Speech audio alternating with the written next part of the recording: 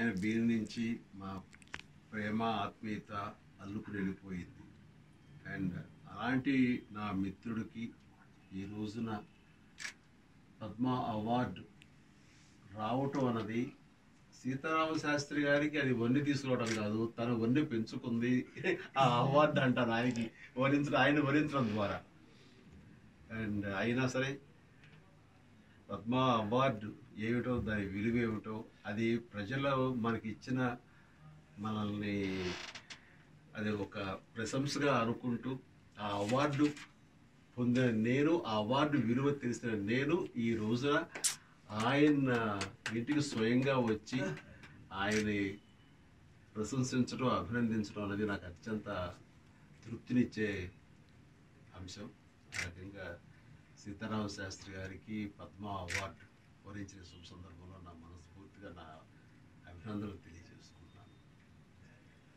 And wonderful moments ఎప్పుడు ఆయన్ని కలిసినా సరే అది ఎంతో ఆత్మీయ ఆనందంగా ఉంటుంది. నాకు గతాన్ని తలుచుకుంటూ నెమరు వేసుకుంటూ ఆ అనుభూతిని పొందటం అనేది అంత. ఎందుకంటే దైనందిన జీవితంలో పడిపోయి ఆ రోజు కార్యక్రమం ఏంటి, రేపేమిటనే దాంట్లో ఒక దీంట్లో పడిపోయి వెళ్ళిపోతుంటాం మనం. అలాంటి నుంచి ఒకసారి ఆగి వెనక్కి తిరిగి చూసుకుని మా ఇద్దరి సంభాషణలో గతం గురించి చర్చించుకుంటూ దాన్ని నెమరు వేసుకోవటంలో, ఆనందం అనుభవించడంలో అంతా ఇంత కాదు. అందుకని ఆయన ఎప్పుడు నేను మీట్ అయినా సరే నాకు ఒక ప్రత్యేకం, ఒక చక్కటి అనుభూతి ఉంటుంది. గతాన్ని గుర్తు చేస్తారు, ఎమోషనల్గా లోనవుతాము, మళ్ళీ ఉత్సాహం భరితంగా ఉంటుంది. ఆ రకమైన వండర్ఫుల్ ఎమోషనల్ జర్నీ ఆయన నేను ఎప్పుడు కలిసినా సరే. సో ఈ రోజున ఆయన్ని ప్రశంసించడానికి, ఆయన్ని అభినందించడానికి ఆయన ఇంటికి స్వయంగా వచ్చి మళ్ళీ ఆయనతో పాటు గతం గుర్తించుకుంటూ నెమరు వేసుకుంటూ మంచి ఎమోషనల్ జర్నీ చేశారు ఈ రోజున. మీకు గుర్తున్నటువంటి ఇందాక చెప్పినటువంటి ఇన్సిడెంట్ కూడా ఒక్కసారి మీరు, ఎందుకంటే మీరు ప్రత్యేకంగా గ్రీటింగ్ కార్డ్ తయారు చేసి అది నా గుర్తుగా అదే ఆయన పుట్టిన సందర్భంగా మేము కలిసి జర్నీ చేయడం జరిగింది. ఆ రోజున ఏదో చేయాలి, ఆయనకి ఏదో ఇవ్వాలి, ఏమిస్తే ఆయనకి నేను సంతోష పెట్టగలను. అందులో స్వయంగా నేనే కూర్చుని కంప్యూటర్ మీద అప్పుడు ఒక ఫీచర్ ఉందన్నమాట, మనమే గ్రీటింగ్ కార్డ్ స్వయంగా తయారు చేసుకోవచ్చు అనమాట. అలాగా ఆయన పేరు మీద ఆయన బొమ్మలు వేసి ఆయన లెటర్స్ అవి రాస్తూ ఒక గ్రీటింగ్ కార్డ్ తయారు చేసి ఆయన నేను ఇచ్చాను. నేను అది స్వయంగా తయారు చేసి ఇవ్వటం, దాని అనుకున్న ప్రయత్నం, అది ఆయన చాలా ముచ్చటపడి మామూలు కాదు కదా, నన్ను ఇంత స్వయంగా నువ్వు చేసి ఇచ్చావు, ఇంతకంటే ఇంకేం కావాలి నాకు గ్రీటింగ్ ఆయన అంటే. స్మాల్ థింగ్స్, బట్ వాటి వెనకాల మనసు చోటుకుంది కాబట్టి, దాని వెనకాల మనసు చోటు చేసుకుంది కాబట్టి దానికి గుర్తింపు అలా ఉండిపోయింది. అది ఆయన గుర్తు చేయడం నాకు సంతోషంగా ఉంది. అది కాకుండా నా సినిమాల్లో ఆయన అత్యద్భుతమైన వేట దగ్గర నుంచి మొదలుకొని మా ప్రయాణం కొనసాగుతుంది. అది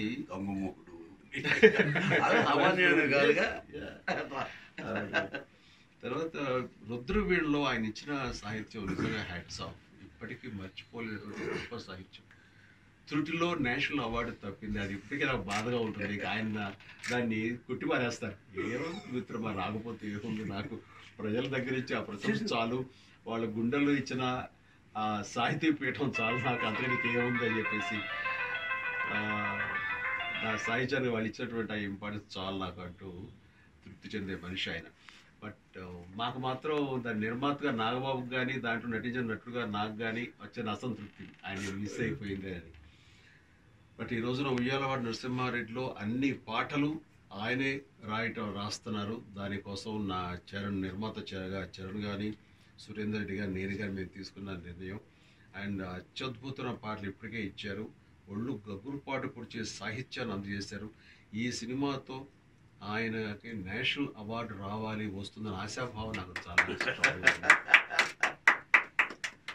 అండ్ ఆయన నా సినిమాల్లో నా క్యారెక్టర్ని దృష్టిలో పెట్టుకునివ్వండి, నా వ్యక్తిగత ఇమేజ్ని దృష్టిలో పెట్టుకోనివ్వండి, వ్యక్తిత్వాన్ని, ఆయన పాటలు రాయటం ఒక ఎత్తు, నాకు సంబంధం లేని ఒక సినిమాలో నా గురించి ప్రస్తావిస్తూ ఒక పాట రాయటం, అది ఇప్పటికీ నేను మర్చిపోలేని గొప్ప గిఫ్ట్గా నేను ఫీల్ అవుతాను ఆయన దగ్గర నుంచి. నాకు నా సినిమాలో పాటలు రాయడం అనేది సహజం. కానీ ఆ అనగానే ఓ రోజు నడిచే నక్షత్రం అనగానే ఓ రోజు అనుకోకుండా ఎవరైనా చూసుంటారా నడిచే నక్షత్రం అనే పాట చూస్తుంటే నేను కొంచెం ఎమోషన్ ఫీల్ అవుతాను. అంత అంత ఒకసారి నా గత జీవితం కానీ, నేను సాధించినవి కానీ, నేను పడ్డ కష్టాలు కానీ, ఇవన్నీ కూడా చాలా అక్షర రూపంలో అందంగా దాన్ని తెలియజెప్పారు ఆయన. ఆయన వ్యక్తిత్వం అంతగా రైతునే పండిస్తున్న మళ్ళీ చేస్తాను మీటింగ్. రైతునే పండిస్తున్న చిరునవ్వు తోట ఉంది. చేసిన మన ఎక్కడ అతిశయోక్తి లేదు. అది నాకు అర్థం ఏంటంటే ఒక అక్షరం అతిశయోక్తి లేకుండా చిరంజీవి గురించి చెప్పమని నేనే చెప్పాలి. రైతునే పండిస్తున్న చిరునవ్వు తోటల్ని, రాజునే పరిపాలిస్తున్న కోటి గుండెల కోటల్ని. ఆ పాట నాకు సంబంధం లేకుండా నా గురించి ఆయన రాయటం అంటే అది నిజమైన నాకు ఒక గొప్ప గిఫ్ట్ గాను నేను భావిస్తున్నాను. అది ఆయన నుంచి నాకు వచ్చినటువంటి అక్షరాశిస్తులుగా నేను దాన్ని తీసుకుని అదొక వండర్ఫుల్ గిఫ్ట్. అలాగే అంజీ సినిమాలో నేనేదో ఆకాశంలో ఒంటరిగా ఉన్నవాడిని కాదు, మనలో ఉండే మామూలు మనిషిని నేను.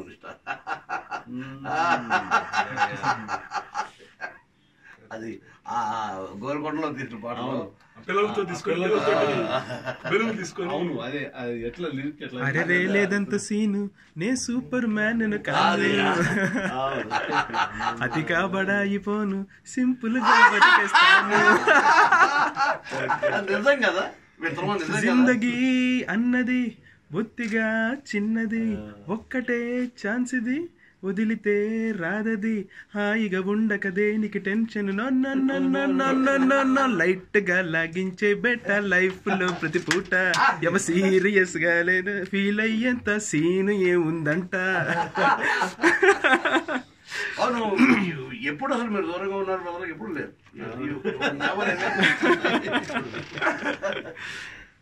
మీకు బాగా ఆయన ఇన్స్పైర్ చేసిన పాటలు అంటే మీ సినిమాలో పాటలు కాకపోయినా కూడా మీకు శాస్త్రి గారి పాటలు కానీ మిమ్మల్ని ఇన్స్పైర్ చేసిన పాటలు?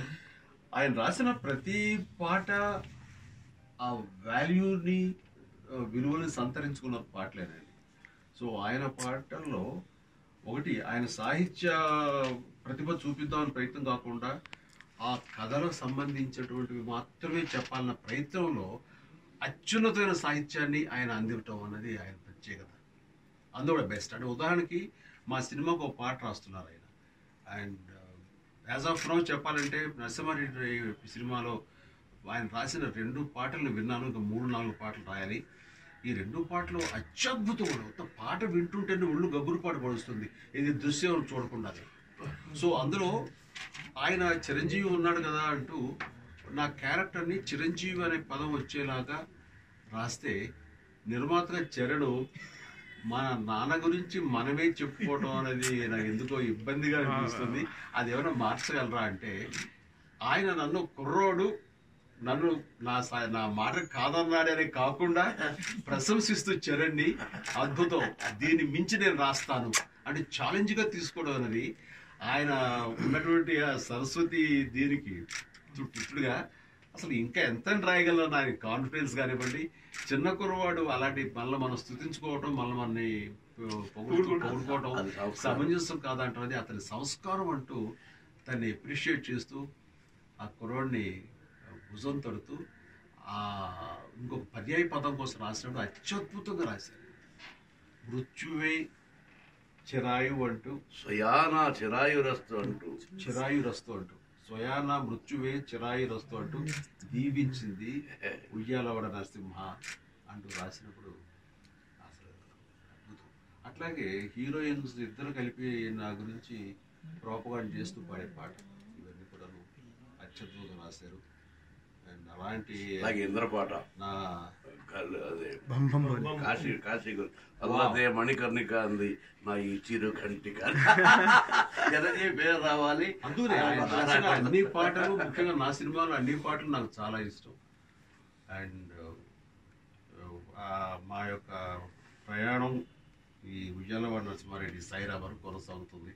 అందులో కూడా అత్యద్భుత సాహిత్యం ఇచ్చారు. ఆయన ప్రత్యేకించి ఆయనకు ధన్యవాదాలు.